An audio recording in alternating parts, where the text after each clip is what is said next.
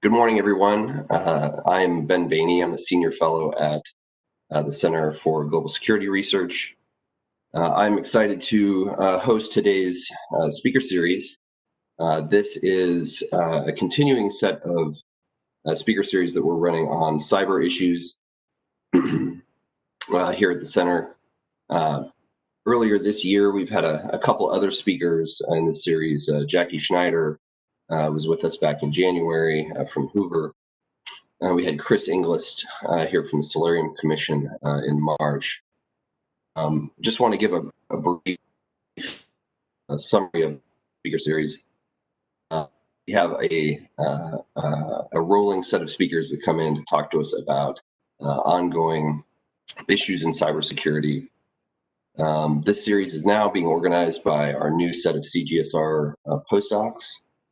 We have on board, just in the last month or two, two new postdocs in cyber issues. First is Brandon Williams, who comes to us from University of Cal, Berkeley, and Lauren Borgia from most recently from Stanford, that are going to be working on cyber issues here at the Center. Today's talk was pulled together by Alex Campbell, who's one of our research associates at the Center, and I also want to give thanks to Katie Thomas for setting this up. But for today, I'm really excited to have with us Josh Rovner. Josh is an associate professor at American University. He's going to give a talk about cyberspace competition as an intelligence contest based on one of his intriguing recent pieces on this topic. Josh specializes as a political scientist in intelligence strategy and foreign policy issues at American. He's a co-editor of a recent book called Chaos and the Liberal Order. And Josh writes a monthly column for War on the Rocks, which is a popular foreign policy and strategy website. And I think I'm particularly excited to have Josh here, not only because we're co-authors, but also because Josh has really applied knowledge in this area. He was a scholar in residence at the NSA and Cybercom in 2018 and 2019. So I'm really excited to have Josh give us a talk about his vision of the competition in cyberspace. Just a couple additional things. There are two talks coming up next week through the Center. Dave Johnson is coming to us from NATO to talk about the recent Russian nuclear posture review that was released a couple weeks ago.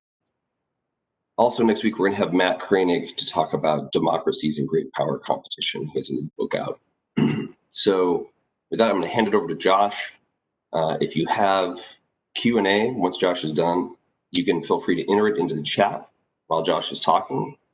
Just point your comments to the moderator, and I will address them during the Q&A session. You can also raise your hand, and Katie will open up your mic, and you can give questions. So with that, I want to thank Josh for joining us today, and Josh, over to you. Thanks very much, Ben. Thank you, Katie, and everybody else for setting this up. I wish I could be there in person, but alas, this is the world we're living in for now. As Ben said, I did spend 2018 and 2019 at Fort Meade as scholar in residence at Cyber Command and NSA. So the normal caveat applies. These are just my views. They don't represent the command or NSA or anyone else. That said, I mean, my work in this issue is definitely informed by my experience at the command, and it was particularly striking to watch the debate while I was there moving forward as people internally tried to define the terms they were using, to try to explain to themselves in this new combatant command what they were trying to accomplish. Right? And I imagine this is normal for all new organizations who are standing up. Like, what are our terms of reference? How do we organize our activities? But you won't be surprised to hear there was a lot of debate. There was no consensus on basic answers about the terms they were using, right? And there were a lot of terms that people were bandying about. DoD in its defense cyber strategy in 2018 uses a term called defend forward. Right? It's it's basic guidance for how the United States is going to operate in cyberspace. Well, that's okay. There were a lot of conversations about what defend forward means, and that term is still debated today. Within the command, they had their own phrase called persistent engagement, which defined how they were going to operationalize this idea of defending forward. And as you might expect, there are a lot of conversations about, well, what is persistent engagement, and is it different from defend forward, and do they work together? And so in the time I was there was a considerable amount of, I wouldn't say confusion, but there was certainly no agreement on these basic principles. Now, I suspect that things are going to become a little more complicated still now that the Solarium Commission has released its report in the spring. I'm glad to hear you had Chris in for a talk. The Solarium Commission has its own phrase for how the U.S. should operate and how it should think about strategy in cyberspace that it calls layered deterrence. Right?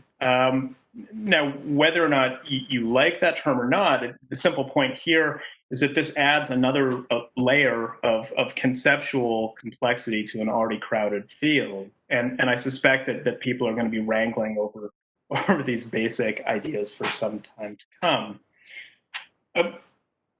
On top of all of that, there's a problem. There's a basic problem here, which is that people in Cyber Command, a military combatant command, are using military terminology to describe their activities in this domain. The problem is that most of what states do in cyberspace have nothing to do with military operations, right? So you've got this peculiar situation in which career military officers are planted in this new military organization, but doing something which is not inherently military at all. Instead, what they're doing is they're participating in an intelligence contest. They're doing intelligence work, despite the fact that they're officers in a. This is difficult. This is culturally different within the command, and this is conceptually confusing for people around the command. Figure out how to do this right. That said, I think that understanding competition in cyberspace in intelligence terms is particularly useful, and it's actually very practical. I think it gives practical guidance that we don't yet have. So what I'd like to do in the next 25 minutes or so is explain what I mean by an intelligence contest. Right? What are the elements of an intelligence contest? And then I'd like to ask, well, how should we compete? Right? If you're buying what I'm selling, if you believe this is an intelligence contest, what are some principles we should use to compete? Third big question is, how will we know if we're winning? How do you assess progress in an intelligence contest? Spoiler alert, it's really hard and mostly unsatisfying, but you have to try anyways. And finally, time permitting, I'll discuss a couple of exceptions to the rule, because there are a couple of areas in cyberspace in which I think traditional strategic theory is apt, and you don't need to use the intelligence lens to understand what's going on. All right, so first point, what is an intelligence contest, and how is it playing out in this domain? An intelligence contest is fundamentally about information. The goal in an intelligence contest is collecting information, protecting it, and sometimes corrupting it deliberately, messing up with the other side's information that he possesses. Now, understand, this is fundamentally different from a military contest where the currency is military power. It's fundamentally different from an economic contest where the currency is wealth, and so on. Here, the coin of the realm is information. And as a result, secrecy and deception play a very large role. Right? In other forms of political conflict, at the end of the day, you need transparency. Right? If you are fighting a war, you need to demonstrate to both sides what the outcome is, that you are demonstrably stronger and more capable. If you are trying to have an arms race, you must convince the other side that you're stronger than he is. Right? But in an intelligence contest, it doesn't work that way. Right? All things being equal, it's better to leave the other side somewhat in the dark, right? Or uncertain. You want the information advantage. Now, there are some exceptions to that, which I'll get to later, but that's the key to this, is it's a fight over information. I should also just say, intelligence contests are not new. They go back to antiquity. You can see examples of this in the Bible. You can see examples of this in the ancient world. You can see this in the pre-modern world, as before nation states were really developed. There's lots and lots of cases of this over time, but this hasn't been something that scholars have worked on very much, which I find to be interesting. You have this enduring form of political conflict, but it's not been studied in great detail. So I'm going to take a crack at it. An intelligence contest has 5 components. The first component is it's a race to collect more and better information than your rival. Right? You want to steal secrets, you want to combine them with what you can in the open sources, and you want to have a superior information picture than your rival to provide you decision advantage, to give you a better picture of what's going on.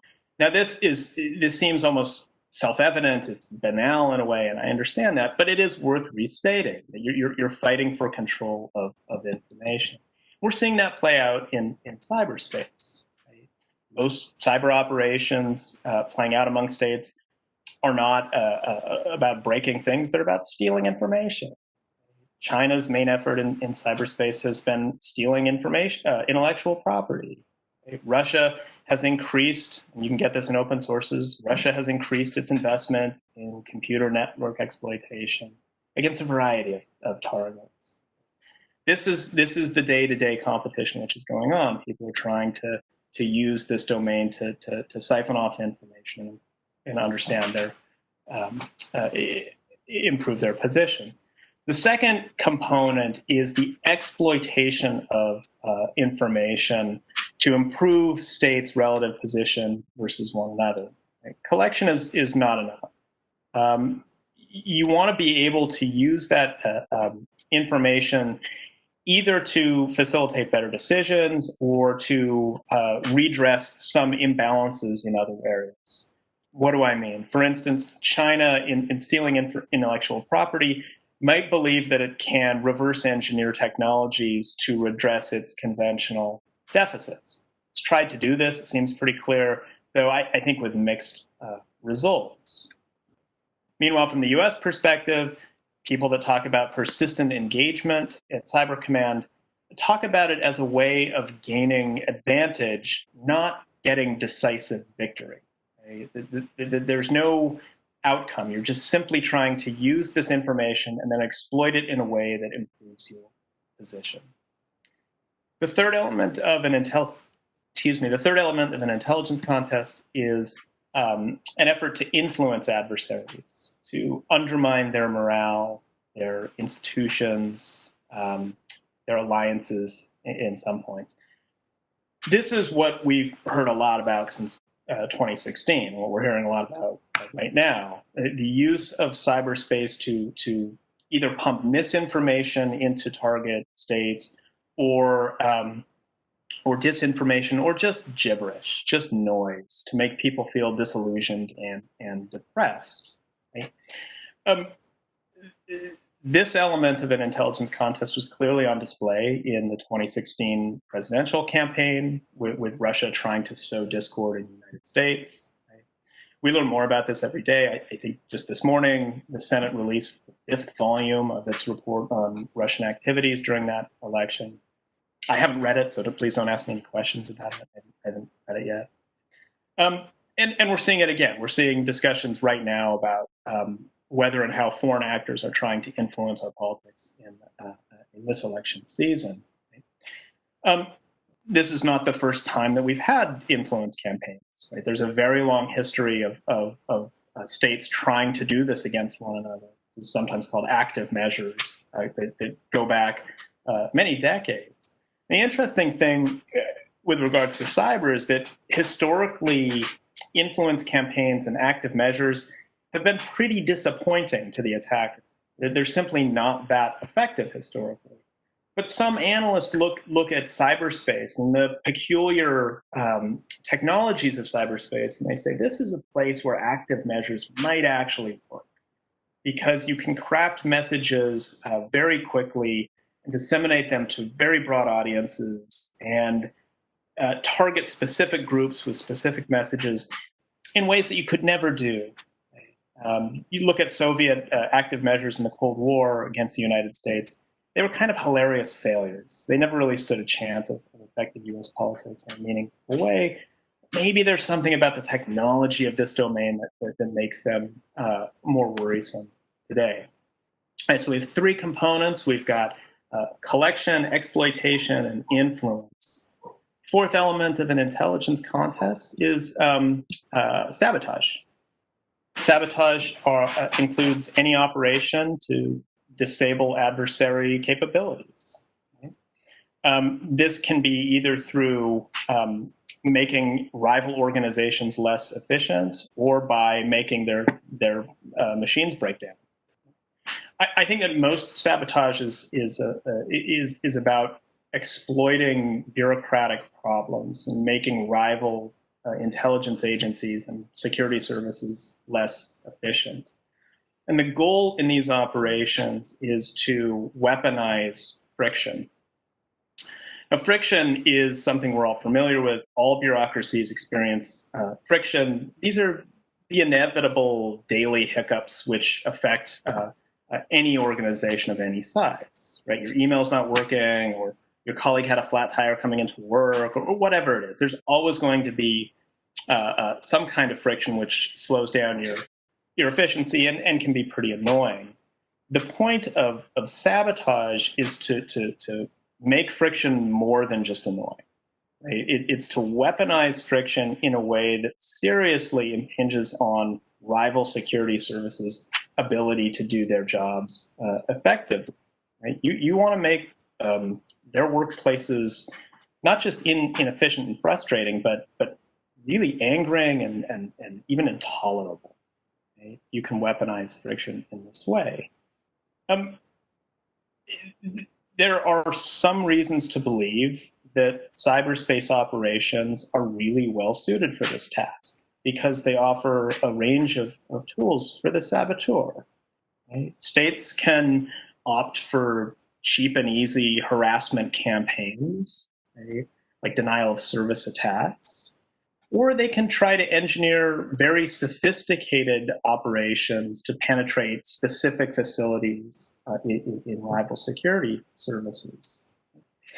Now, we've seen in open sources examples of alleged attempts to penetrate foreign services to use friction against them bureaucratically. We've seen fewer cases of physical sabotage against facilities. There's some well-known alleged examples of this, but it's pretty few and far between. And I think the reason why you see sabotage less frequently in this intelligence contest is, one, it's not cheap and easy. Right? Doing these kinds of operations require a great deal of very specific intelligence about foreign capabilities, requires a lot of skill and know-how, organization, time, money, and dumb luck. It's not easy to do physical sabotage in a meaningful way. And the other reason I don't think you've seen it as much is that it's risky. If you are going to seriously try to engineer violence against other people's machines, you might worry about retaliation. Right? And so when you're talking about a situation in which it's hard to do and it's expensive, and you might get hit back. So we haven't seen that much physical sabotage. I think that you're going to see much more of the organizational attempts to weaponize friction. So what do we got? We got collection, exploitation, influence, and sabotage. The last element of an intelligence contest is the effort to pre-position collection assets that you might need to use in the event of war. that if you believe that a military conflict is possible, even likely, you'll want to position intelligence collection resources, both technical and human, that you might need to call upon later after the shooting starts. Right? I should note, importantly, this is the only element of an intelligence contest which has to do with war. Right? The other ones they're different. They're about controlling information. This one is about how you use intelligence to support military operations if you need to in a fight. One comment on this element of an intelligence contest is that there's a difference between what I'm describing as pre-positioning and the common term which is used, which is intelligence preparation of the battlefield, or IPB. Pre-positioning describes general intelligence preparations among rivals who don't expect to fight. Right? War is kind of a background condition. They're rivals, but they don't expect any imminent conflict. IPB is different. IPB happens when you're pretty sure that there's a war coming. You've got to be ready. Right? Now, this line is conceptually straightforward, but in practice it can be fuzzy, admittedly fuzzy. And analysts of cybersecurity, some analysts worry that the line in this domain is really blurry, because what you'd need to do technologically for one is not so different from what you would do for the other, which creates a danger that people misunderstand what's going on and increase the likelihood of conflict. All right, so to sum up this idea of an intelligence contest, the fight over information, collect it, protect it, and corrupt it, and it has 5 elements: collect information, exploit information, influence rivals, sabotage rivals, and pre-position collection assets. War. Right? Almost everything we're seeing in cyberspace falls very nicely into this framework. Right? To this framework, which doesn't describe military action, but describes intelligence, and that's most of what's going on. Basically, what we're seeing is that in the cyberspace competition looks a lot like a traditional intelligence contest, but in a technologically novel domain. All right, now, how should we compete? Well, some ideas about this, and I'd be happy to talk more about this in discussion. I'll give you some general principles about how I think that we should compete in cyberspace. The first point is, don't seek victory. The point of an intelligence contest is not to win, but to stay ahead, right?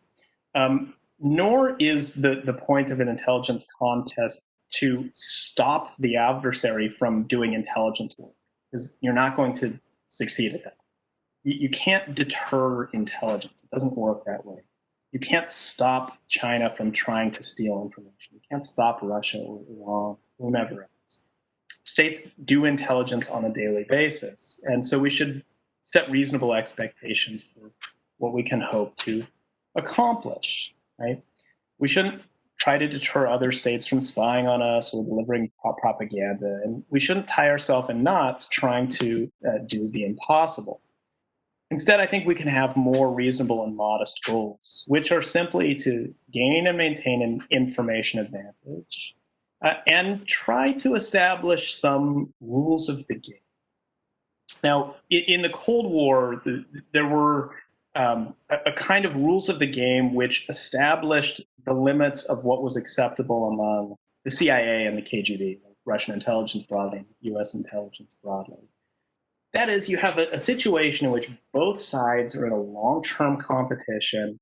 They're ruthlessly trying to collect on one another, but they observe limits in what's acceptable. Right? For instance, they are not in the habit of kidnapping and torturing people from the other side. Typically, family members of personnel are off limits. Right? These are not formal rules. These are not codified. Right? They're simply tacit understandings that emerge over a long period of interaction. And I think something like that is possible in cyberspace as well. I'm skeptical about arguments that we can codify sort of legal norms about what you can and can't do, and that's the path forward. But I am optimistic that some rules of the game can apply to the intelligence contest, as they have in past intelligence contests.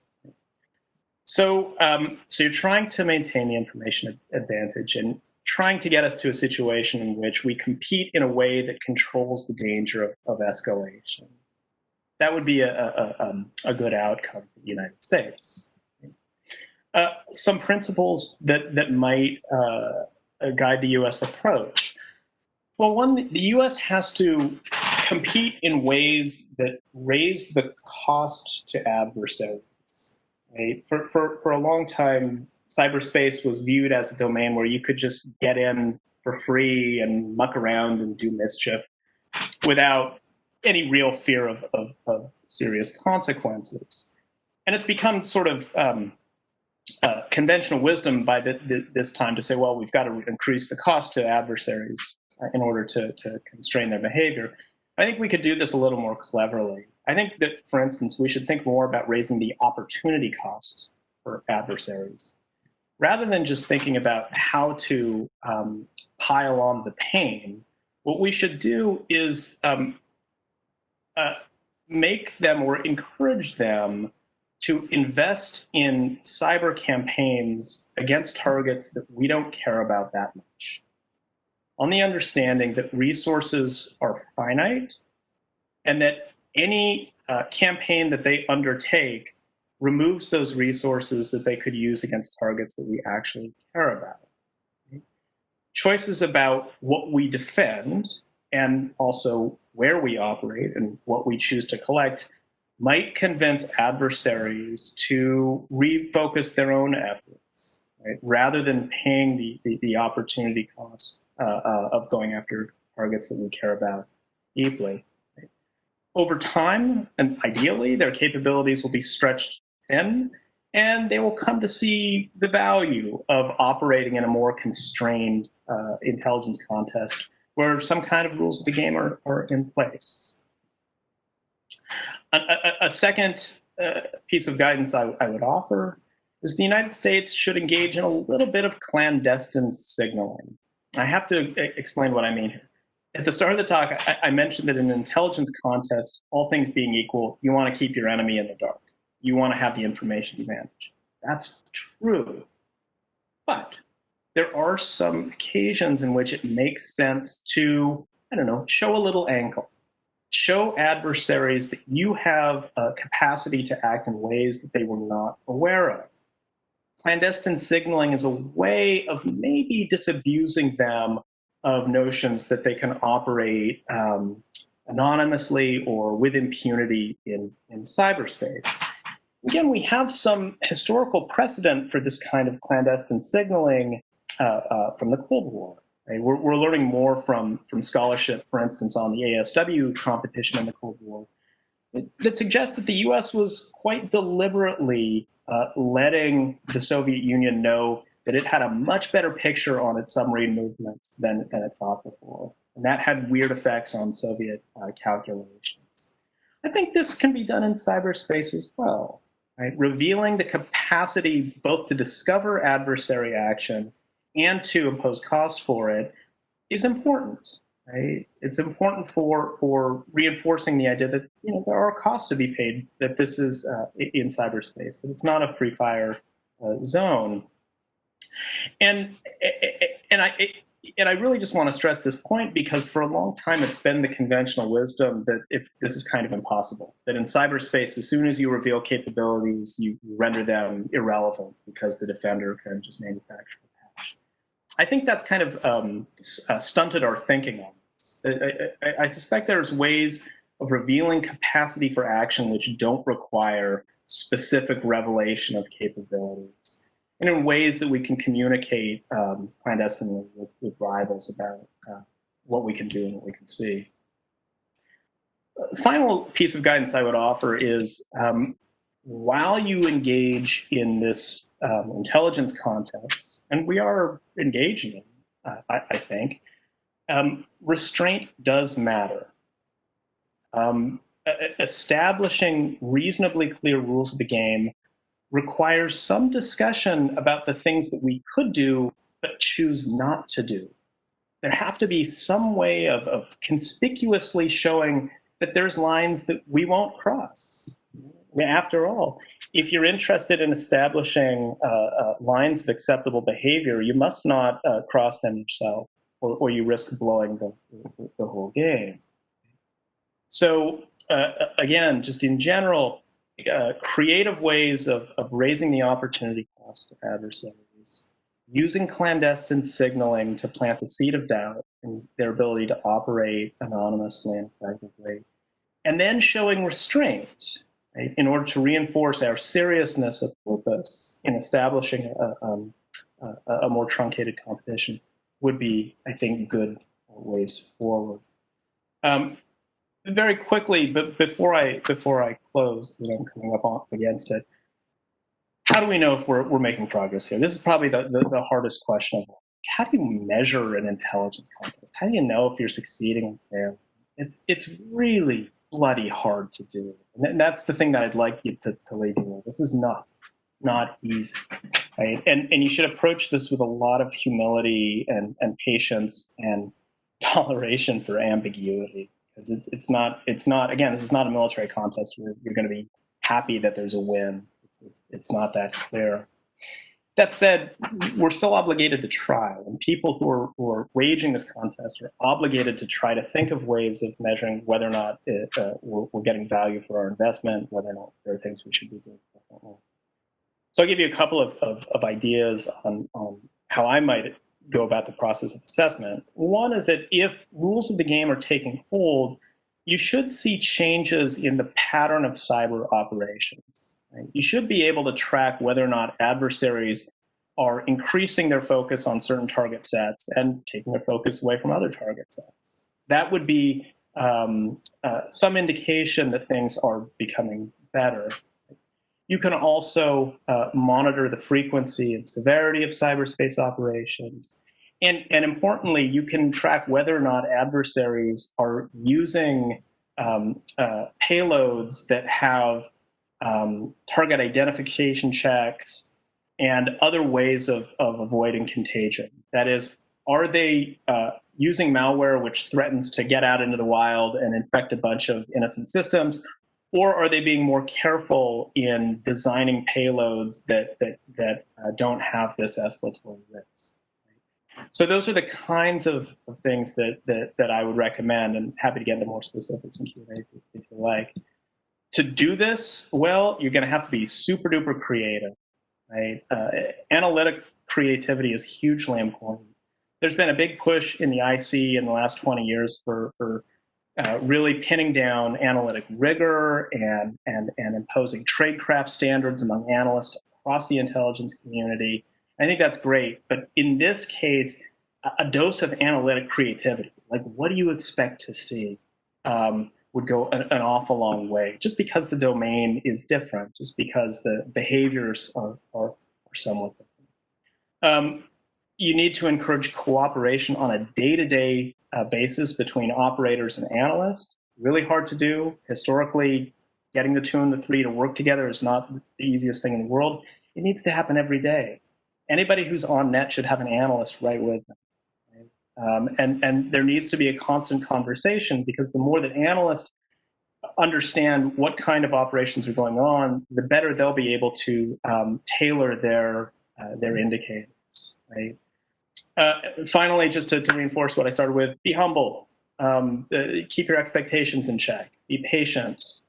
Cultivate some institutional experience and knowledge about this, but don't expect a victory parade. Don't expect to win. Intelligence contests are long, and nobody's ever fully satisfied with how they end. So with that, I will stop, and I'd be really happy to take questions.